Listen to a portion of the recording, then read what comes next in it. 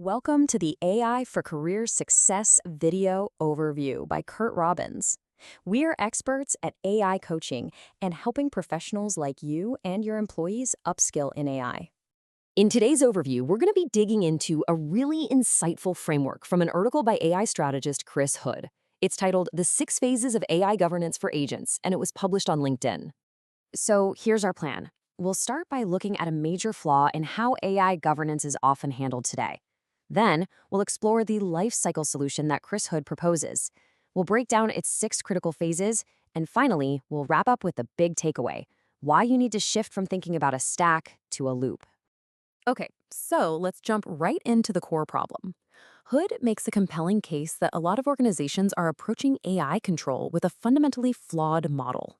He calls this flawed model the stack approach. Where companies treat governance like middleware, just stacking a bunch of independent tools from different vendors on top of each other.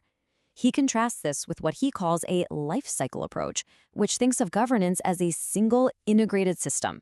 You can see the difference right away. The stack creates these dangerous gaps, while the lifecycle is all about providing continuous, verifiable control. And this quote from Hood really hits the nail on the head. He says, bolt together 6 independent tools, you get the illusion of coverage, but the reality is gaps at every seam. That's the heart of the issue. These gaps are exactly where things go wrong, because none of these separate tools share the same identity model, the same trust system, or the same audit trail. So, if that's the problem, what's the solution? Well, this leads us to Hood's central argument, which is all about a paradigm shift, moving away from thinking about a static architecture and toward a dynamic, continuous process. You see, the real insight here is that good governance isn't just a collection of layers you pile on. It's a true life cycle. Each phase has to feed into the next, and importantly, the very last phase circles back to tighten and improve the first one. If you skip even one of these phases, the whole chain of control just breaks. So, how does this life cycle actually work in practice? Hood breaks it down for us into 6 very distinct phases that, together, create a complete and integrated governance runtime for AI. The 6 phases are establish, decide, enforce, intervene, prove, and adapt. It's these 6 steps that form that closed loop we've been talking about, giving you continuous and verifiable control. Now, let's take a closer look at each one. Phase 1 is establish, and this is the absolute bedrock. This is where you give an AI agent a unique, cryptographically secure identity that's tied to a human owner. It also gets a behavioral contract that spells out its purpose, and maybe most importantly, it's given a set of immutable constitutional rules. You can think of these as the hard-coded boundaries the agent is never, ever allowed to cross. Next up is Phase 2, decide, and this is where Hood says most systems really miss the mark. See, governance isn't just a simple yes or no question. It's a much more complex decision problem. The real goal is to minimize the total expected cost. That means balancing the business cost of blocking a perfectly safe action against the security cost of allowing a potentially harmful one. And this quote explains the nuance perfectly. Hood writes, blocking a safe action has a cost. Allowing a dangerous one has a cost. The right framework minimizes the expected total cost. This really gets at why you need a sophisticated analysis, not just a simple on-off switch.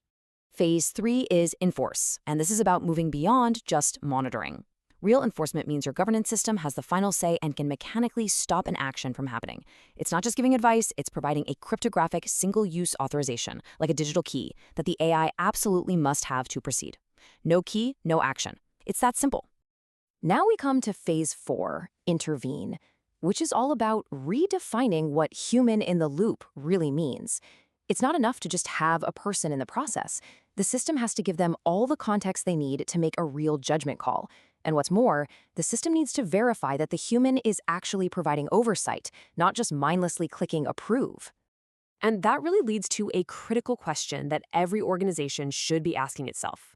Is your human in the loop serving as a genuine check on the system, or have they just become a bottleneck, slowing things down without adding any real value?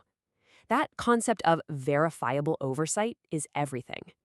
In Phase 5, prove, the system has to generate proof for auditors and for compliance. And we're not talking about simple internal logs, which can be changed. This phase is about creating an immutable, externally verifiable audit trail. It uses cryptographic methods, like hash chaining, to build a digital chain of evidence that proves governance was correctly applied at every single step. It's tamper evident. And finally, we have phase 6, adapt. This is the part that makes the entire lifecycle dynamic and intelligent. The system observes the agent's behavior over time, learns from it, adjusts trust levels, and spots any drift from its intended purpose.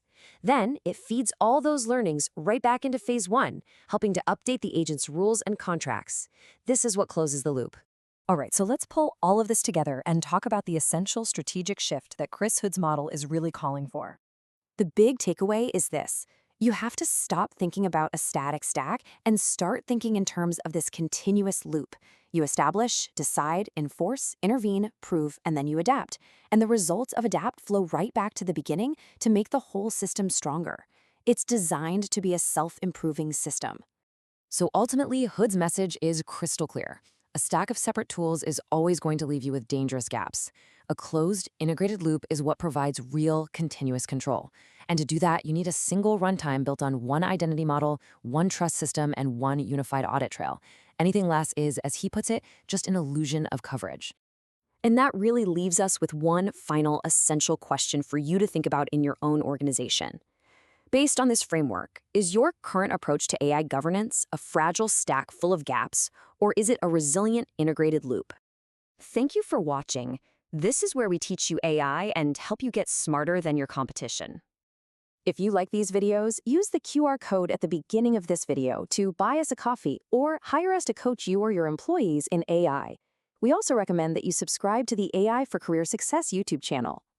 Please like, comment, and share to help us reach a wider audience.